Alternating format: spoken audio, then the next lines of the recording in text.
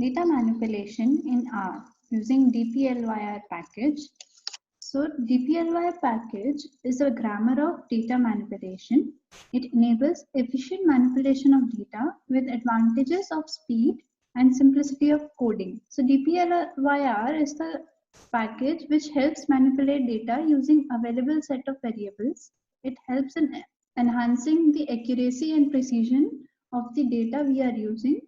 It is also known as data wrangling or data cleaning. So when we use the DPLYR package for manipulation, there is an operator that helps us to provide the formulas or functions to our data set. So it is called as the pipe operator. It is percentage sign, then the greater sign and the percentage sign.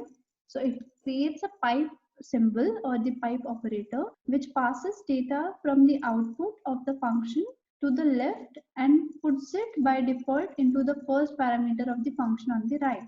So if, for example, we are taking a data set and we are giving a piping operator, so the function provided here will be operated using the data set and the subset we have created using the function on the right. So the functions in DPLYR are summarize, mutate, select, filter, and arrange. These all combine naturally with group by function, which allows you to perform any operations by groups. So you can always summarize or select or filter your data using a group or conditions using DPLYR package. So let's first understand each of the function. So first is select. It is used to select variables that are columns. The function that is used in R is select function, which helps to select the column based on the conditions we will be providing. Next is filter. So it returns all the rows that satisfy a following condition. So the condition we will be providing, it will be returning rows as a result.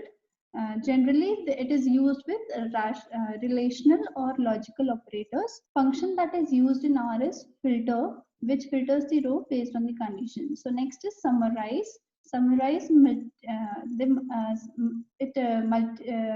it summarizes multiple values into a single value, which means the summaries are calculated by grouping observations using a factor or a categorical variable first. So whenever you want to calculate mean of your variables or the sum or maximum, any function that you want to summarize statistically, you can use summarize function for that. It gives best result when used along with the group by command. Next is mutate. What does mutate means? It adds a new variable and preserves the existing one. So if you want a new column to be added to your data set, it will help you to add a new variable or a new column, provided you already have some data with you, and based on that data it will create a new column, mutate command. Then next is arrange. It helps to reorder rows by one or more variables. So we sort data into ascending order or descending order, and the function we use is arrange. So now let's go to R and create the commands. So the package that we are using here is DPLYR.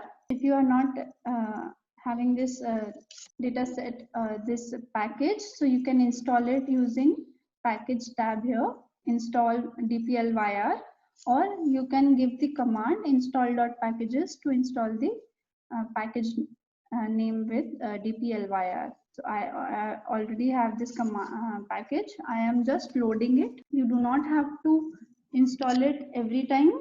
You just need to load the command into your session whenever you are using that package. So the name of my package is DPLYR, and the command Vignet within the brackets name of the package name. It helps us to understand the package.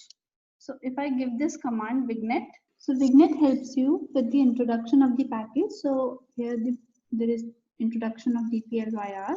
DPLYR package makes these steps fast and easy by constraining your opinions. It helps us to think about data manipulation challenges. It is all about the package and the different formulas or functions we will be using in DPLYR. So there is filter, arrange, select. It it is about, it will give you about each and every function that we will be using, some examples for that and the explanation for that.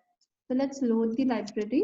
So it says the following objects are masked from the package.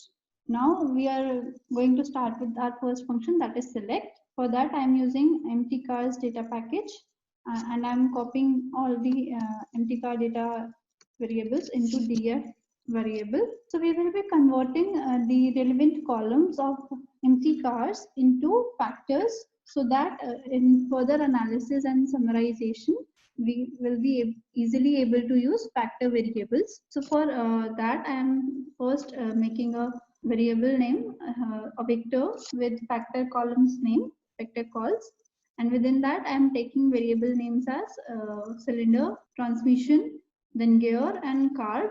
You can also take gear, cylinder here. It is also factorial value. We have already taken cylinder. So let's execute it. So now what we are doing is we are applying a lapply formula, which will say to the df call. So we have added this column to df using the, so we are subsetting our df data set, df subset the call name. So we are subsetting this data set using this vector and applying lapply function and saying convert all these vector variables into factor, into an ordered factor. So let's execute this command and check the values. So now let's check the structure of df. So you can see the factors that the variables that we took in our vector, that was cylinder, transmission, gear, car, that is carbonator, they have been converted into ordered factors. So there are two levels of VS.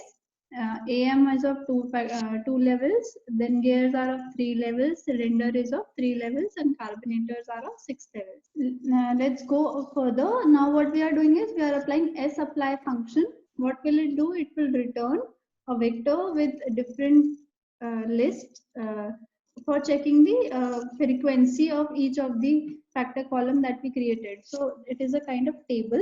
Like cylinders, there are 4, 6, 8 type of cylinders and the total count of the cars for each of the cylinder. Similarly for transmission, for gear and carbonate. Similarly for carbonators. Now let's go to select function, how we use that. It is very simple to use select function. The function is select.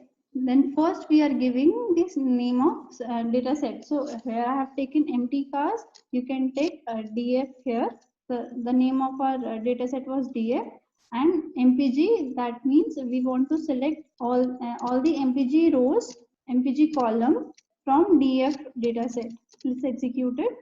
So you see there are all the 32 rows for only mpg column. Similarly, if you want to select using piping operator, so I have taken the name of data structure here, the data frame. I can use df here, then giving the function select within the bracket the variable or the column that you want to select. Let's execute it. I have saved this in A. It is the same output that we got earlier. So it is the column mpg and the number of cars. So it is 32 observations here. Next, what we are doing is we are selecting mpg, cylinder and am column from empty cars using piping operator here.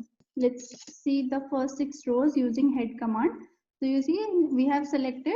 So what we are doing is we are actually subsetting a data set using select command from dplyr package. So it is very useful and a quick and easy function to use whenever you want to subset your data. Then there is rename. So what does rename do? It changes column name and save it in same variable. So how does it, how can we use this? Suppose this is our data set that we are using V, wherein we have 3 columns, mpg, cylinder and am, that is automatic and manual transmission. So what we want to do is we want to convert the heading into uppercase name. So for that, the rename function, how do we use it? So you give the name of the command, that is rename. Inside the bracket, first thing you will give is the old name or the new name that you want, then the old name that you want.